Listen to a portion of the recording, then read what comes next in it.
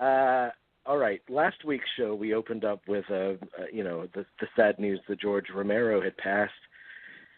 Right after the taping of last week's episode, we found out about Martin Landau's passing and the passing of another great actor that we'll have a lot to say about tonight as well, John Hurd.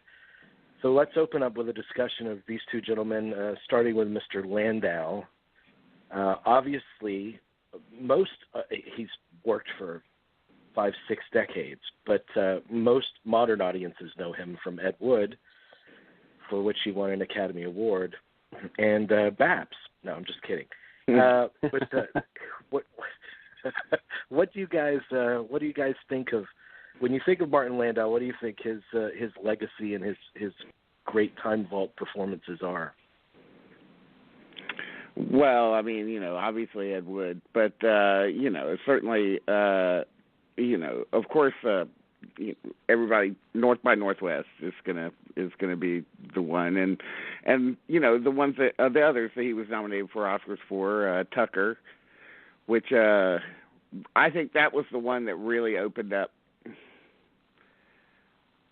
sort of the gateway to his sort of like late middle age kind of remaking of himself. That was the one that reminded people, hey, this guy is really, really great. And then the next year he was nominated for Crimes and Misdemeanors, which further solidified that. And a lot of people think he should have won the Oscar there as well. But it was Ed Wood that will remain, even though it's still a movie that I think too few people have seen to really make it like a cultural landmark. But film lovers know it, and I mean, over 6 decades, of course, television is a big thing here too. Of course, with Mission Impossible and particularly my introduction to him was with Space 1999, because when I was a kid, I had a best friend, Juan Salazar. He was a Cuban refugee, I guess, from Cuba, from Castro's Cuba. Anyway, he was my best friend as a kid, and he tuned me into Space 1999, which is where I really learned who Martin Landau and Barbara Bain, his wife, were. And after that, I would keep an eye out for him in things like, he started appearing in things like Meteor and Without Warning, this really bad sci-fi movie that's kind of fun in its badness.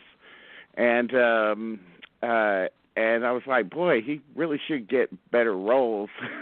But soon he did, and that's great. We're all, and after Ed Wood, he didn't really capitalize on it as much as he should have. Maybe that, a little bit of that, but also he didn't completely recede into bad movies. So I mean, he would pop up in something pretty good occasionally. Well, but, I've got something to say about his post Ed Wood run after Dallas. Dallas, what do you think of his contributions? What kind of means the most to you from what he's done?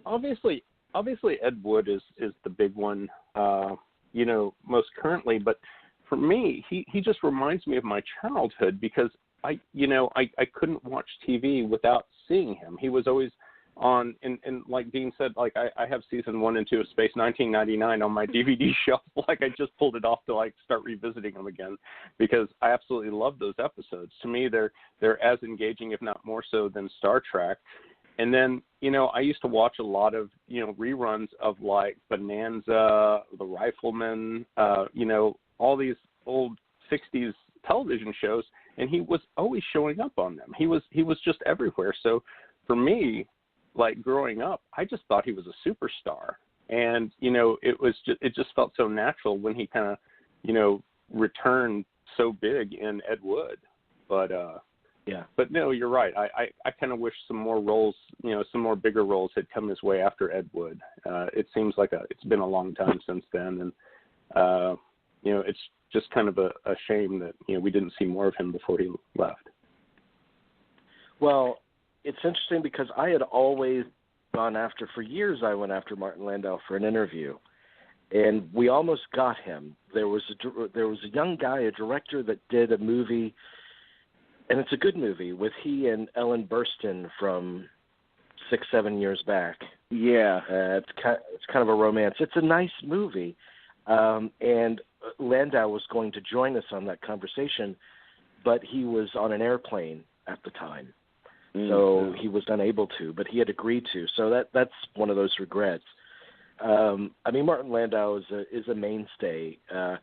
Not to mention his time where he studied at the Actors Studio and eventually took over co-presidential duties at the Actors Studio to the day of his death, I think.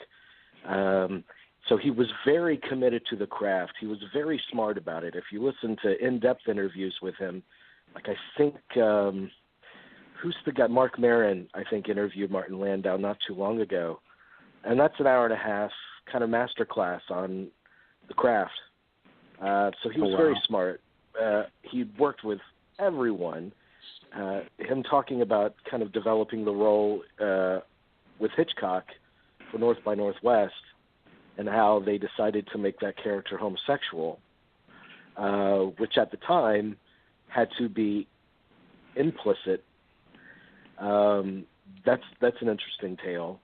So he's done great work over the years, but Crimes and Misdemeanors is a shining point for me, both as a film and as his performance goes. Oh God, I forgot and obviously about that, Ed Wood. Oh, Crimes and Misdemeanors is a basic movie. But there's also the post-Oscar Ed Wood run.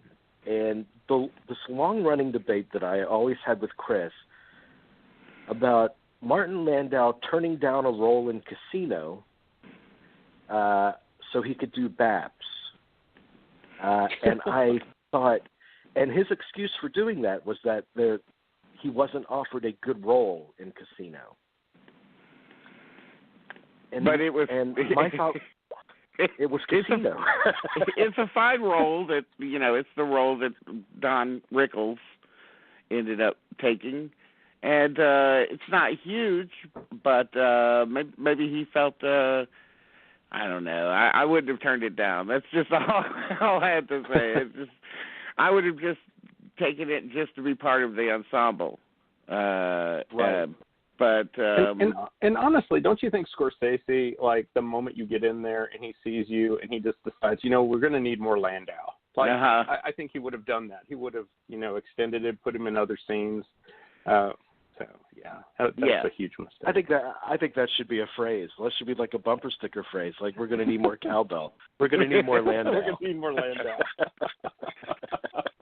I mean, that performance, those three performances, Tucker, Crimes and Misdemeanors, and Ed Wood, to me are really I'm not trying to discount his early work, but I feel like he was more important in television than he was in the movies or in the early days. I mean, yes, there's Pork Chop Hill, there's Cleopatra, the Hallelujah Trail, and things like that. But television was really the thing. But those three later performances are the ones, and they're the ones that he'll be remembered for, and most of all, as far as movies go.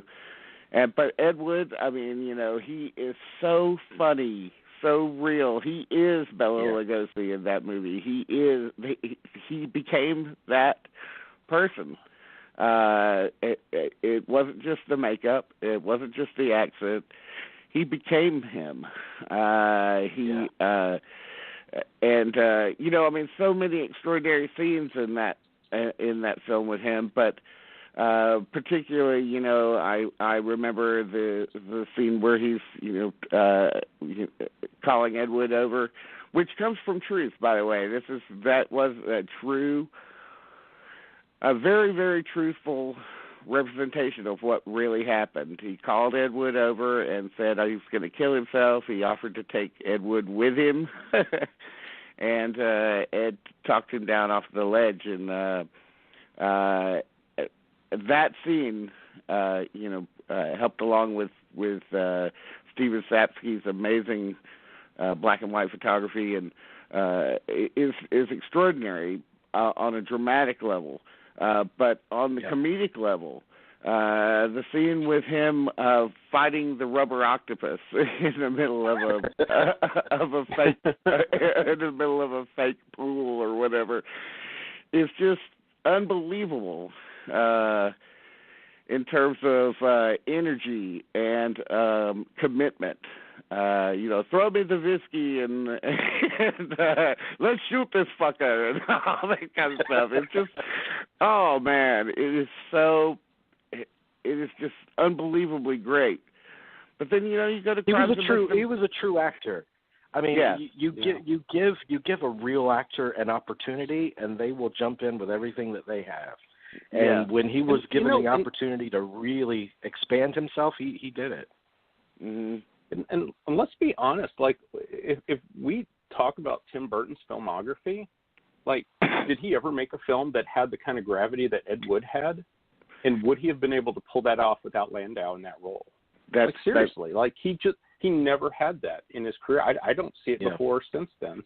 Yeah, there's something magical about Ed Wood that just seems like all of the things have clicked together. The behind the camera talent and the screenplay, amazing screenplay by Karaszewski and the other guy, I forgot his name, but a